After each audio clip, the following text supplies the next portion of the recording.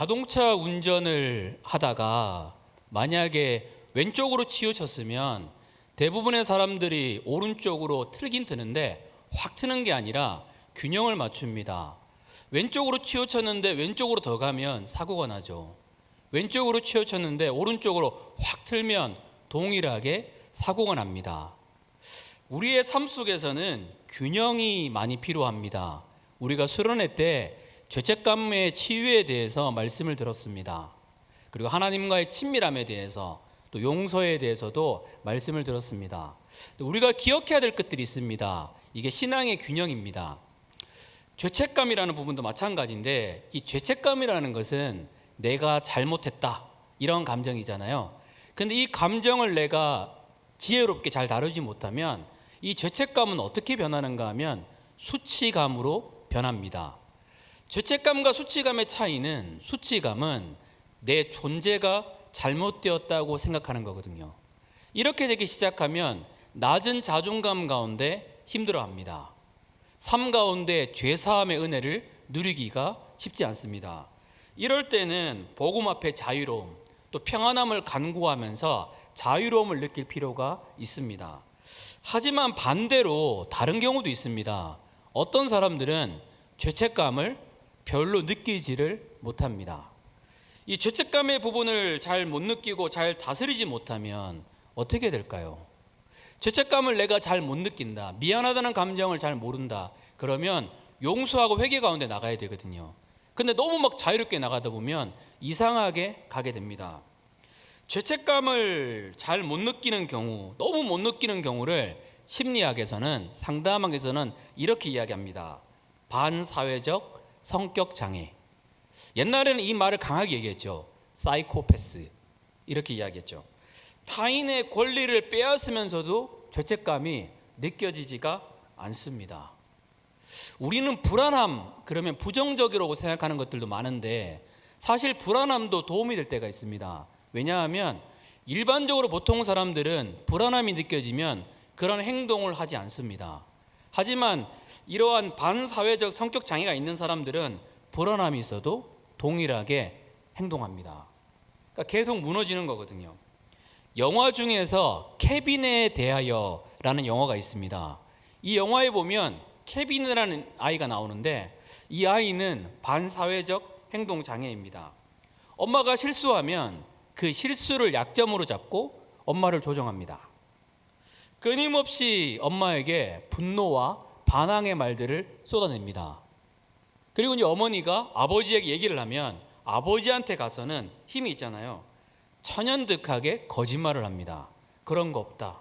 죄송하다. 막 그런 말들을 합니다. 어머니가 묻습니다. 왜 너 그러니? 몰라요. 재밌어요. 누굴 괴롭히는 게 재밌는, 죄책감을 못 느끼니까 그렇게 될 수도 있습니다. 그래서 이 죄책감의 감정이라는 것도 균형 있게 지혜롭게 내가 어디에 처져 있는지, 어디에 가운데 있는지를 보고 균형을 잡는 것이 너무나 중요합니다. 용서도 마찬가지입니다. 용서라는 부분도 균형을 잘 잡는 것이 중요합니다. 용서라는 것의 사전적인 정의는 지은 죄나 잘못을 벌하거나 꾸짖지 않고 덮어주는 것. 지은 죄에 대해서 잘못을 벌하거나 꾸짖지 않고 덮어주는 것을 용서라고 말합니다. 왜 용서를 해야 될까요? 쉽지 않거든요. 그런데 용서를 해야 될 이유는 보통 네 가지가 있습니다. 용서는 과거가 나의 발목을 잡지 않도록 합니다. 나를 위해서 합니다. 아름다운 삶을 살기 위해서 합니다. 용서가 나를 치유로 이끕니다. 이거는 교회에서만 이야기하는 게 아니라 일반적으로도 동일하게 일반 상담이나 일반 심리에서도 동일하게 용서하는 삶에 대해서 강조합니다. 지난 시간에 수련회 때 우리가 좀 다뤘기 때문에 정리하는 셈에서 다루다 보면 이렇습니다. 왜 용서를 해야지 과거에 붙잡히지 않을 수 있을까요? 원치 않았던 과거의 일에 집착하면 현재 일에 집중할 수가 없습니다. 누군가를 미워하는데 감정을 쏟으면 내 삶의 여유가 많이 사라집니다. 떠오르거든요. 힘들거든요. 그리고 그 상처와 비슷한 사람을 만나면 어떻게 행동할까요? 방어적으로 행동하게 됩니다. 과거가 나를 붙잡거든요. 그러니까 용서의 길로 가야 합니다. 나를 위해서 하는 것이다. 쉽지 않은 말인데 왜 용서가 나를 위해서 하는 걸까요? 사실 용서는 다른 사람과 상관이 없습니다. 다른 사람은 나에게 잘못했는지도 모르고 있을 수도 있어요. 내가 용서한다 해가지고 이 문제가 해결된다고 말할 수 없습니다. 왜 용서를 해야 될까요? 런던 익스프레스에 따르면 분한 마음, 용서하지 못한 마음은 우리의 건강을 해친다라고 말하고 있습니다.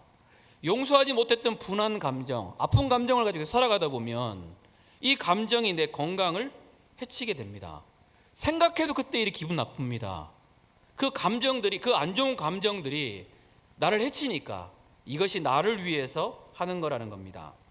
또한 이 용서라는 것은요, 아름다운 삶을 갉아먹습니다.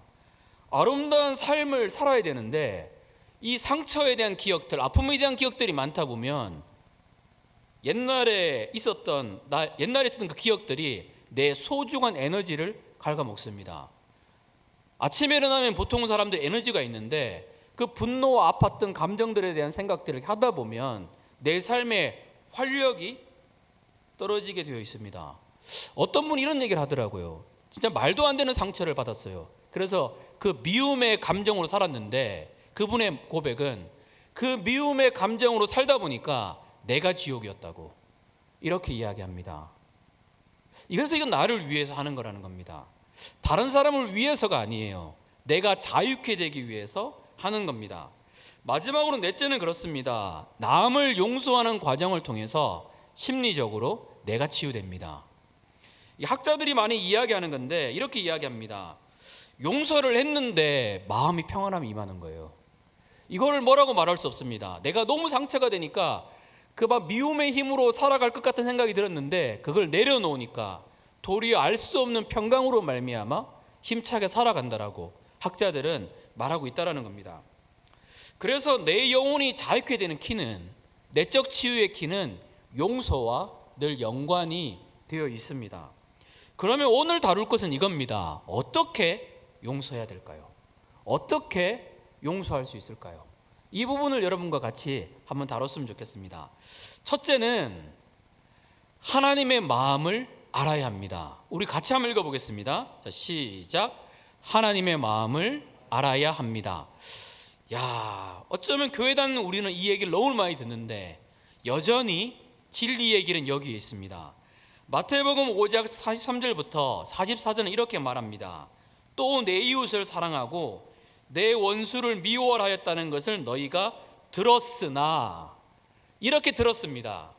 이웃을 사랑하고 원수를 미워하라. 편안하지 않나요? 우리 정서가? 그런데 주님의 말씀은 이거와 다릅니다. 출애굽기 23장 4절에 5절에도 보면 이렇게 이야기합니다. 궁핍한 원수를 도와주라. 이 본래의 의도는 미워하라는 게 아니거든요. 주님이 이렇게 얘기하셨습니다. 눈에는 눈으로, 이에는 이로. 이게 때려도 된다는 말이 아니거든요. 갚으라는 얘기가 아닙니다. 무슨 얘기인가 하면 사람은 한 대 맞으면, 상처받으면 2배의 상처를 주고 싶거든요. 상처를 한 대 맞으면 한 대만 주라고. 이 말은 용서하라는 말을 살라는 거지 실제적으로 대항하고 싸우라는 게 아닙니다. 그 분노 가운데 나가라는 것이 아닙니다. 그러니까 문자적으로 이해하는 것이 아니라는 거죠. 사랑하는 부모님이 너무 속상해가지고 자녀에게 말했습니다. 너 나가. 근데 자녀가 문자 그대로 해석해서 네 하고 나가면 이 황당한 상황이 되는 거죠. 그래서 말씀을 부분으로 하는 게 아니라는 겁니다. 너희가 그렇게 들었으나, 주님은 뭐라고 얘기하시는가요? 나는 너에게 이르노니 너희 원수를 사랑하며. 너희가 지금까지 그렇게 들었으나 내가 원하는 것은 원수를 사랑하며, 이렇게 이야기했다는 겁니다. 왜냐하면 이게 자유롭게 만드니까요. 그런데 용서가 힘든 이유는 이스라엘 백성처럼 우리가 부분적으로 용서를 이해하고 있기 때문이라는 겁니다. 성경에도 말하고 있지 않는데 내 생각 속에서 이런 게 용서다, 이렇게 하다 보니까 쉽지 않습니다. 그리고 살아왔던 세월 가운데 받았던 상처가 너무 크니까 또 용서가 쉽지 않을 수도 있습니다. 보통 용서에 대한 오해가 여러 가지가 있는데 그 중에 6가지, 지난번에 수련회 때 나눴던 것들을 중심으로 해서 얘기 한번 해보겠습니다. 첫째로 용서에 대한 오해는 상대방의 책임을 묻지 않는 것이 아니에요. 어떤 사람들은 용서 그러면 상대방의 책임을 묻지 않는 거로 생각하는데 그게 아닙니다. 둘째, 용서는 상대방의 잘못을 정당화해 주는 게 아니에요. 잘못한 건 잘못한 거죠. 책임을 물어야죠. 용서는 가해자를 위해 하는 게 아니에요. 맞습니다. 나를 위해서 하는 거예요. 용서는 내가 겪은 것을 잊어버리는 게 아니에요. 사람인데 어떻게 잊어버려질까요? 그리고 용서는 가까워지는 것이 아니에요. 그리고 용서는 책임을 묻지 않는 것도 아니고 단기간에 용서를 하지 않는다 그래가지고 하나님이 징계하는 것도 아니에요. 그래야지 자유케 되는 용서 가운데 나가게 됩니다. 자, 이 부분들을 정리해서 한번 같이 나눴으면 좋겠는데요. 한 기업의 회장님이 있었습니다. 이분의 강의를 우연히 듣게 되었는데 이렇게 이야기하더라고요. 기독교인 2명이 횡령을 했어요. 부하 직원인데. 그리고 와서 하는 말은 용서해 주세요. 잘못했어 이랬을 때 회장님이 너무 황당했대요. 아니, 잘못했다 그러면 내가 아는 상식에서 죄송하다, 용서하다, 잘못했다 그러면 횡령한 금액을 갚아야 되는데 횡령한 금액을 갚을지도 않고 용서해달라 그러니까 이게 너무 황당하다는 겁니다. 갚아야죠. 용서는 그런 게 아니라는 거예요. 우리는 교회에 있으면서 상대방이 잘못했던 어떤 거에 대해서 분명한 거에 대해서 정당화해 주는 경향이 있을 수 있습니다. 그런 게 아니거든요. 저 학교 다닐 때에 CD 플레이어로 음악을 들었어요. 제 말을 공감하시는 분은 저랑 비슷한 세대. 그래서 CD 플레이어로 들었는데 거기에 리튬 전지 하나 들어갔거든요. 그런데 같이 있었던 친구인데 이 전지로 들었는데 이렇게 CD 플레이를 서로 친구들이 나눠서 듣기도 했거든요. 근데 한 친구가 듣다가 이 전지를 잃어버렸어요. 그러니까 사야 되잖아요. 근데 일반적으로 보통은 내가 잃어버렸으면 어떻게 할까요? 미안해. 진짜 미안하다. 내가 사줄게. 돈이 없으면 진짜 미안하다. 어떻게든 내가 해줄게. 이게 맞는데 얘는 이상해요. 잃어버리고 난 다음에 그냥 잃어버렸다 하고 가요. 그러니까 이 친구가 너무 황당한 거예요. 이게 뭐야. 그리고 어느 날 교회에서 용서에 대한 말씀을 들었대요. 1만 달란트. 용서해야겠다. 그냥 책임을 묻는 건 아니다. 그냥 봐줘야지 했는데 마음은 불편해요. 상대편은 전혀 내가 너 용서할게 하니까 전혀 마음도 없거든요. 그게 아닌 거거든요. 하나님은 우리에게 그렇게 안내해 주지 않으세요. 아주 특별하게 내가 아무런 진짜 상관없을 수 있어요. 그럴 때는 뭐 할 수도 있죠. 그거와 상관없이. 근데 그렇지 않다라는 거예요. 잘못을 알게 해줘야지 그 사람이 살죠. 부모님이 자녀를 키울 때 무조건적으로 그렇게 해주지 않거든요. 잘못을 고백해야지 사니까 이때까지 침묵도 하고 기다려주기도 하고 시간을 가집니다. 무조건적으로 다 들어주면 어떻게 될까요? 이상한 아이가 돼버립니다. 성경에서도 동일한 예화가 나와죠. 용서 그러면 떠오르는 사람이 요셉 있지 않나요? 요셉은 어떻게 용서했나요?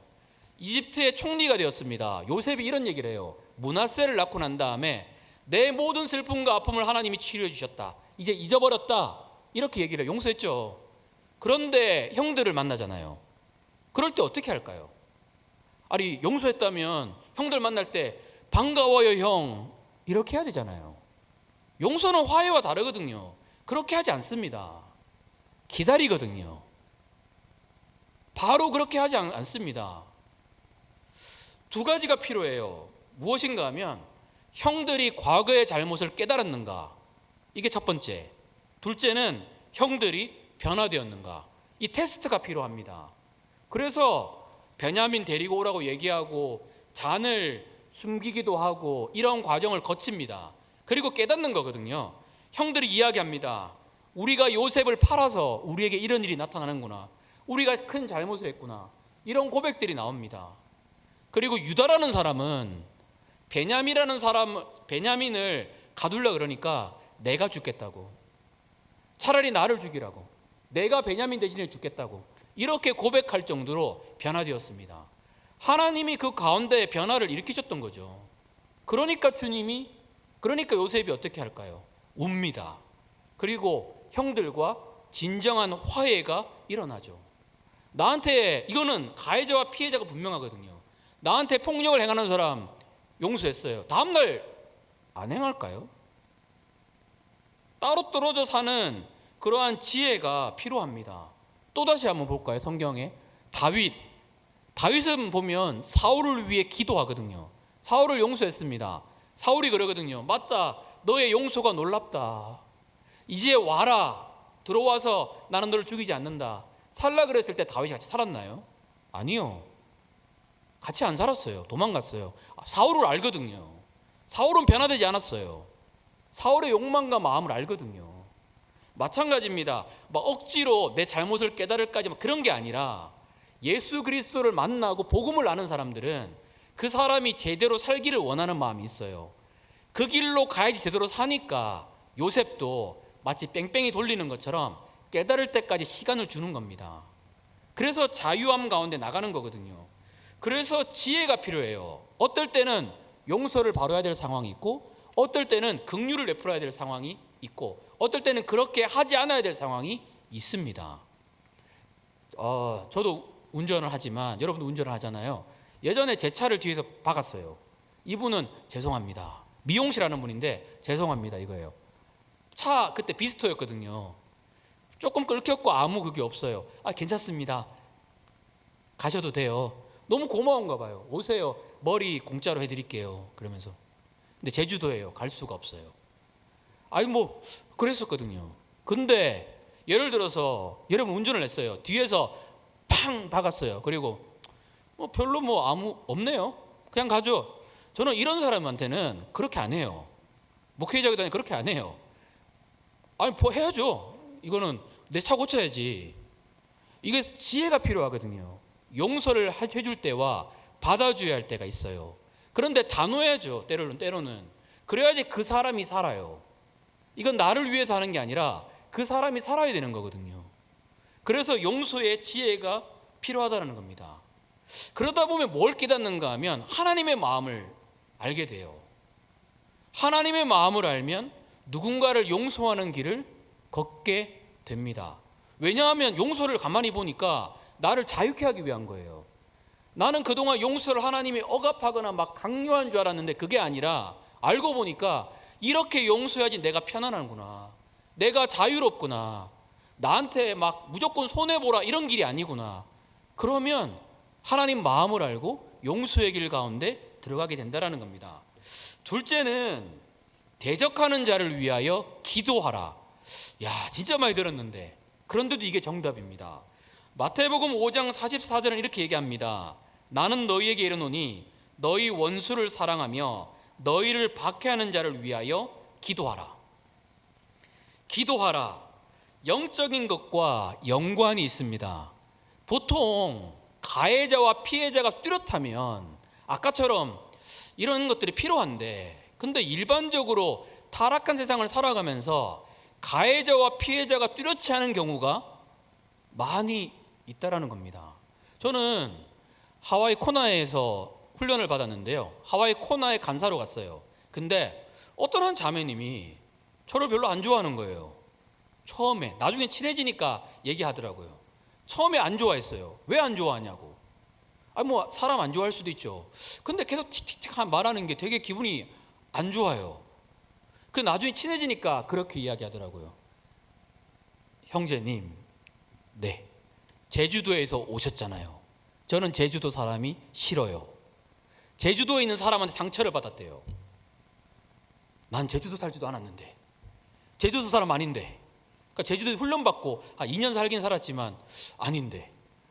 그 친해지니까 나중에 얘기하는 거예요. 이러한 상황이 있지 않을까요? 버스를 탔는데 이렇게 누가 네이버에 글 올린 거 보니까 앞에 있는 형제의 형제가 앉아 있는데 우산으로 때리고 싶었대요. 왜? 옛날 남자친구를 닮았다. 이런 경우도 있거든요. 옛날 여자친구를 닮았어요. 옛날 남자친구를 닮았어요. 나한테 상처 준 사람을 닮았어요. 그래서 내가 싫을 수 있어요. 그냥 싫을 경우도 있어요. 그 사람 목소리가 싫어. 그 사람 말투가 싫어. 그 사람 생김새가 싫어. 실제로 외국에 나간 사람들은 그걸 많이 겪거든요. 내가 동양인이라도 싫대요. 이걸 뭐라고 얘기해요? 어떻게 설득해요? 이런 말도 안 되는 상황이 주변 가운데 있습니다. 동양인이라도 차별받을 때 내가 피부색을 바꿀 수 있나요? 갈등은요 있어요. 저는 개인적으로 아픈 청년들을 만나서 신방할 때가 좀 있었는데, 그중에 한 청년이 이런 얘기를 하더라고요. 자기는 진짜 사람들에 대한 분노가 느껴진다고. 그래서 이 친구는 아픈 청년이에요. 이제 조현병이 좀 심했던 청년인데 아주 옛날 교회 청년이었어요. 왜 분노가 심하냐 물어보니까 자기가 걸으면 사람들이 자기한테 길을 물어본대요. 이게 뭐야? 나한테도 물어보는데? 너는 왜 그게 기분이 나쁘니? 물어보니까 내가 만만하니까 길 물어보는 거 아니냐고. 생각이 그런 분들도 계세요. 난 나한테 길 물어보면 기쁘거든요. 내가 친절하게 보이나? 이런 느낌인데 해석을 그렇게 할 수도 있어요. 그러면 괜히 미움받을 수 있거든요. 그러니까 이게 사람마다 다르기도 하고 아파서 그러한 관계가 일어날 수도 있다는 겁니다. 지난 시간에 디스크 검사 있거든요. 너무 달라요. S형의 사람들은 그 베스킨 라빈스 상황 기억하시죠? 그때 어떻게 하냐고 물어보니까 대부분 다 갈등을 피한다고 답을 하더라고요. D형은 안 그래요. 그런 것처럼 사람의 성향이 다 달라요. 그래서 지금 시대는 쉽게 원수를 만드는데 주님이 원하시는 것은 용서의 길이 아니라 사랑하는 길이에요. 어떻게 그게 가능할까요? 나한테 이미 마음을 닫아 있고 뭐라고 말할 수 없는 작은 말 하나 때문에 상처받았다고 얘기를 하는 그러한 상황들, 내 피부색 때문에, 내 말 때문에 그런 상황도 있거든요. 어떻게 해야 될까요? 성경에서 이렇게 얘기합니다. 기도하라고. 아이고 주님, 우리가 이걸 모르나요? 근데 기도의 승부수를 거는 사람들은 많지가 않아요. 이게 다르더라고요. 이게 영적인 원리와 상관이 있습니다. 내가 관계가 회복될 때까지 기도하는 사람이 있잖아요. 놀라운 역사들을 보게 됩니다. 관계가 회복되는 게 아니라 그 속에 내 안에 부어주시는 하나님의 놀라운 축복들을 누리게 된다는 겁니다. 고등학생이었는데 친하게 지냈던 동생이, 제 고등학교 때 친한 동생이 있었어요. 교회에서 어떤 분하고 갈등이 생겼어요. 이유 없는 갈등. 괜히 싫어졌어요. 관계를 회복하고 싶은데 답이 없어요. 그래서 이 친구가 뭐 했냐고 물어보니까 저녁을 40일 동안 안 먹었대요. 나 이런 친구 처음 봤어요. 40일 동안 저녁 안 먹고 교회 가서 기도했대요. 하나님, 내가 관계를 해결할 수 없으니까, 내가 용서할 수 없으니까 하나님 해달라고 했는데 40일 지나는 순간 관계는 해결 안 됐는데 알 수 없는 평안함이 가득해요. 이 사람 봐도 아무런 느낌이 없어요. 아이고 불쌍한 사람. 그런 마음. 기도는 놀라운 능력을 만들어줍니다. 오해가 되어서 관계가 안 풀릴 때 있잖아요. 한 청년이 그러더라고요. 목사님, 내가 실수할 때만 그 사람이 거기 있는 것 같아요. 회사 다니고 있는데 내가 실수할 때만 그 사람이 있다 보니까 오해가 쌓여서 관계가 해결이 되지 않는다고. 어떻게 해야 되냐고. 우리 같이 기도하자고 그랬는데 이 친구가 연락이 왔어요. 목사님, 관계가 해결되었어요. 어떻게? 모르겠어요. 그냥 계속 기도만 했는데 갑자기 이 사람이 사랑스러워져요. 그리고 그냥 친절하게 돼 있는데 관계가 풀어졌어요. 이거 뭐라고 말할 수 없습니다. 하나님이 우리에게 부어준 기도에는 놀라운 능력이 있습니다. 왜 그럴까요? 하나님은 우리가 이것을 위해서 기도하는 것을 기뻐하십니다. 잠언 16장 7절 말씀입니다. 같이 한번 읽어볼까요? 자, 시작. 사람의 행위가 여호와를 기쁘시게 하면 그 사람의 원수라도 그와 더불어 화목하게 하시느니라.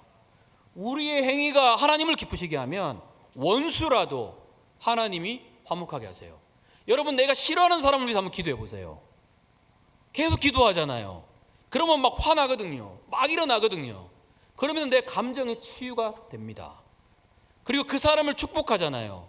이 사람이 내 축복을 못 받죠. 그럼 그 축복이 어떻게 될까요? 다 나한테 돌아와요. 이거 뭐라고 말할 수 없는 은혜가 있습니다. 그리고 그 사람을 위해 기도했는데 그 사람이 예수님 믿는 역사가 나타납니다. 그 사람을 위해 기도할 사람 없잖아요. 진짜 누가 봐도 막 상처를 주는 사람, 그 사람을 사랑하는 사람이 별로 없잖아요. 그런데 우리 그리스도인 우리가, 예수님을 믿는 우리가 그 친구를 위해 기도한다면 이 친구가 예수님을 믿을 수도 있게 되는 거예요. 이 친구의 인생에서 나는 천국 가면 평생 고마운 사람이 되죠. 그래서 주님은 기도하라는 거예요. 우리 힘으로 용서 안 되거든요. 이게 되나요? 안 돼요. 그런데 내 마음의 분노, 아픔, 화난 모든 감정들 하나님께 토하고 기도하면 이상하게 내 영혼이 자유롭게 됩니다. 더 이상 분노와 고통 가운데 살지 않을 수 있는 힘을 갖게 합니다. 이건 뭐라고 말할 수 없어요. 하나님이 그렇게 이끌어 주시거든요.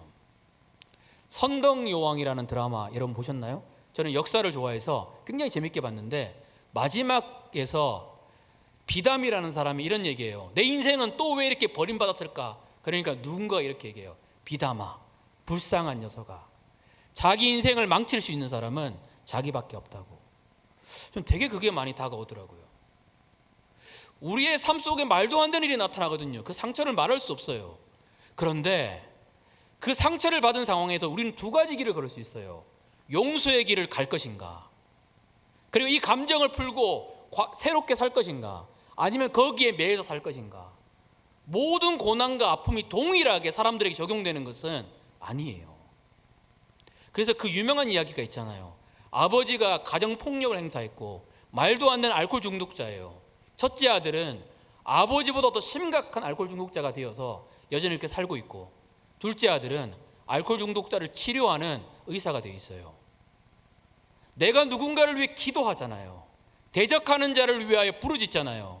그러면 내 안에 있는 분노의 감정들이 심리적으로도 치료됩니다. 그리고 뭐가 남을까요? 말도 안 되는 상황에 축복을 하는데 하나님의 축복이 내게 흐릅니다. 그리고 이 영혼이 예수님께 올 수 있게 만들어줍니다. 또한 내 영혼이 자유롭게 되거든요. 친해질 필요가 있는 게 아니에요. 화해하라는 게 아닙니다. 내 영혼에 자유케 하기 위해서, 대적하는 자를 위해서 기도하는 것 정말로 중요합니다. 마지막 셋째는 하나님의 긍휼하심을 본받는다라는 겁니다. 같이 읽겠습니다. 시작. 하나님의 긍휼하심을 본받는다. 마태복음 5장 45절입니다. 이같이 한즉 하늘에 계신 너희 아버지의 아들이 되리니 이는 하나님이 그 해를 악인과 선인에게 비추시며 비를 의로운 자와 불의한 자에게 내려주심이라. 용서의 길 가는데 제일 중요한 게 하나 있다면 긍휼해지는 겁니다. 이 말씀 보면 이해 안 되지 않아요? 하나님이 햇빛을 악인과 선인에게 모두에게 베풀어 주신다. 예수님을 믿거나 믿지 않거나 불의하거나 악한 자거나 누구와도 상관없이 하나님이 보편적인 은혜를 부어주신다. 그래서 이들이 예수님의 제자 되기를 하나님은 원하신다. 어떤 선교사님이 이해가 안 돼요. 상처가 너무 많거든요. 하나님, 악인을 치셔야지 왜 악인에게도 햇빛을 비춰주세요? 아니, 악인을 징계해야지 왜 하나님은 그렇게 행동하시는 거예요? 이게 이분의 인생의 싸움이었어요. 이 말씀 보면 넘어가고 싶어요. 그런데 이분이 50 다 되셨거든요. 돌아보니까 내가 의인이었나? 만약에 내가 죄 지은 모든 것을 하나님이 있는 그대로 내게 갚으셨다면 나는 어떻게 되었을까? 가만히 생각해 보니까 내가 의인이 아니라 내가 악인이었구나, 내가 죄인이었구나라는 마음이 들기 시작하는 거예요. 그러니까 다시 이 말씀을 보니까 이게 은혜가 된다는 겁니다. 하나님, 내가 죄인이었고 하나님 없다고 얘기할 때도 있었고 무너졌을 때도 하나님은 동일하게 나에게 은혜를 베풀어 주셨네요. 하나님, 내가 악인이었는데 내게 비를 내려주셨고 내게 햇빛을 비추어 주셨네요. 하나님, 너무 감사합니다. 돌아보니까 상처 없이 살아가는 사람이 아무도 없구나. 긍휼함이 느껴지는 거예요. 내가 하나님께 용서받았으니까 누군가를 용서할 힘이 떠오릅니다. 이 마태복음의 말씀은 하나님 나라를 모르는 사람한테 하는 말이 아니에요. 예수 그리스도 용서를 받은 사람이 용서를 할 수 있죠. 거기서부터 전개되는 게 이 산상수훈이라는 말씀입니다. 예수님을 제외하고, 예수님이 나의 주인 됐다는 걸 제외하고, 예수님이 나를 용서했다는 걸 제외하고 이 말씀은 적용될 수 없어요. 이걸 보니까 이 성교사님 마음에 용서가 되었습니다. 실제적으로 용서가 힘든 이유를 봤으면 좋겠는데요. 드라마, 웹툰 이런 거 보면 나에게 아픔 줬던 사람, 말도 안 되게 상처 줬던 사람들이 어떻게 사는 것 같아요? 잘 살고 있지 않나요? 부당하다. 나한테 이렇게 아픔을 줬는데, 나를 왕따시켜서 내 인생은 지옥인데 우연히 만났는데 저 사람이 잘 살고 있다. 친하게 지냈던 동생이 있었어요. 어릴 때부터 뭐 이렇게 많이 맞았대요. 그랬는데 그 친구를 우연히 버스 정류장에서 만났는데 딱 만나는 순간 옛날 생각이 딱 나요. 근데 걔는 그 기억 자체를 못하고 있어요. 너무 화가 났다고. 그리고 그 얘기를 꺼내니까 난 몰랐다고. 마음이 막 너무 아팠어요. 이걸 무엇이라고 말할 수 있을까요? 근데요, 저는 목회자로서 여러 성도님들뿐만 아니라 다양한 사람들을 만나서 속 깊은 이야기를 할 때가 있어요. 과연 잘 살고 있을까요? 나한테 정말로 아픔을 줬던 그 사람들이, 진짜 말도 안 되는 고통을 줬던 사람들이 잘 살고 있을까요? 로마서 2장 9절 말씀은 이렇게 이야기합니다. 악한 일을 행하는 모든 사람에게는 환난과 고통이 있을 것입니다. 유대인으로부터 시작해서 이방인들에 이르기까지 그러할 것입니다. 이 말은 모든 사람들에게 적용됩니다. 악을 행하는 사람, 웹툰이나 영화에 보면 잘 사는 것 같죠. 속 이야기를 듣잖아요. 지옥이에요. 그 고통도 이루 말할 수가 없습니다. 저 학교 다닐 때 말도 안 되게 이렇게 뭐 때리고 그랬던 친구들이 있었어요. 일진. 저도 맞았어요. 저도 맞고 막 그랬는데 예수님 믿고 나니까 그 다 용서가 돼요. 그래 용서하고 뭐 그랬는데 궁금하니까 소식을 물어보니까 다 감옥에 있어요. 다 감옥에 있더라고요. 풀려났던 애는 사채업자하고 있어요.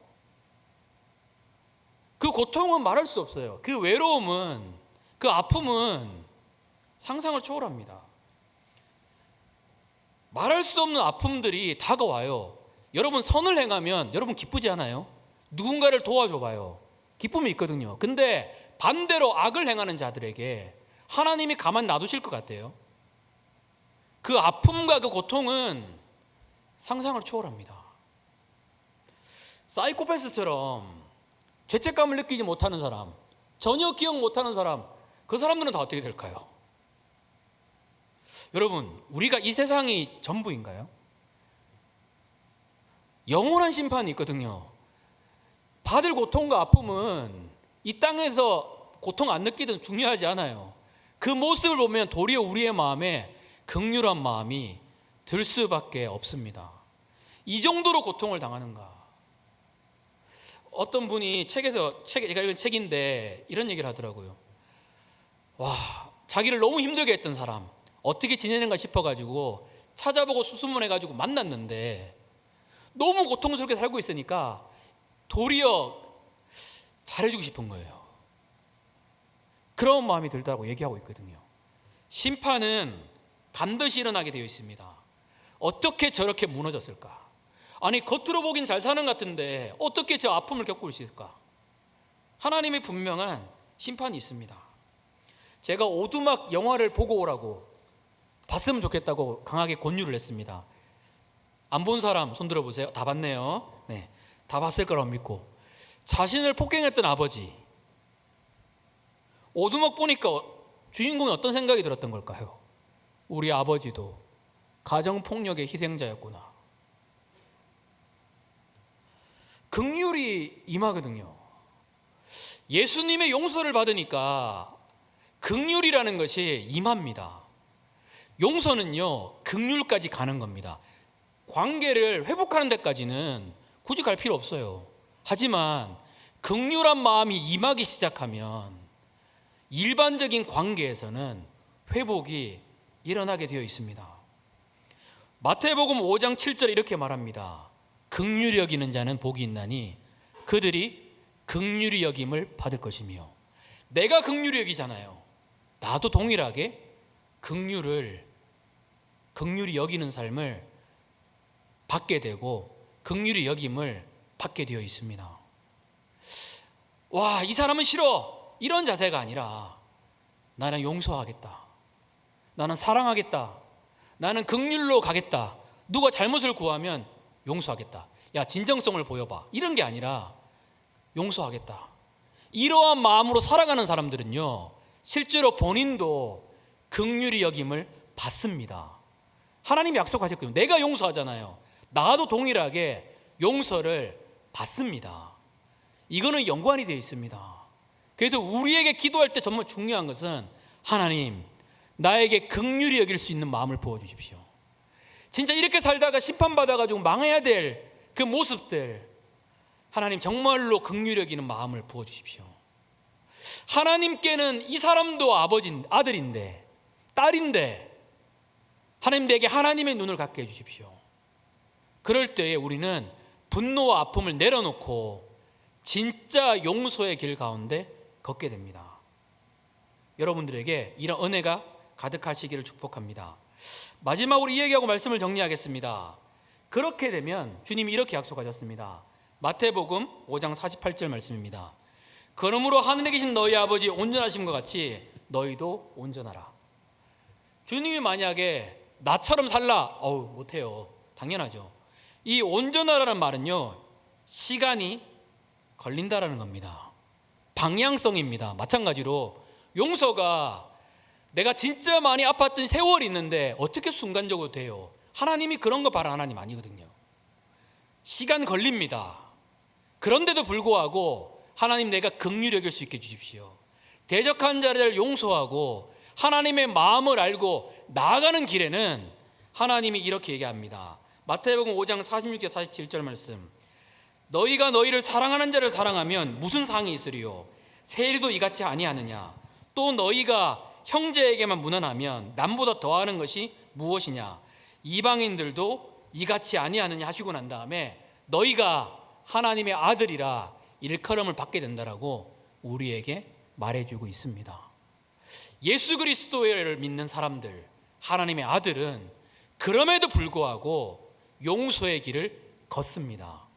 그리고 사랑하는 길을, 긍휼의 길 가운데 나아갑니다. 이 은혜가 우리 청년들에게 가득하시기를 축복합니다. 우리 기도하겠습니다. 우리 이 시간 같이 기도할 때에 이렇게 기도했으면 좋을 것 같아요. 하나님이 이 땅에 오시고 예수님을 통해서 우리가 구원을 받았습니다. 내가 만약에 지은 모든 죄를 하나님이 그대로 다 갚으신다면 하나님, 우리는 영원한 멸망 가운데 살았을 것입니다. 아버지, 하나님이 우리를 용서하셨습니다. 하나님, 우리가 용서받은 사람입니다. 그래서 아버지 하나님, 나도 예수님을 닮아서 용서하는 길을 걷습니다. 하나님, 이것이 시간이 걸릴 수 있습니다.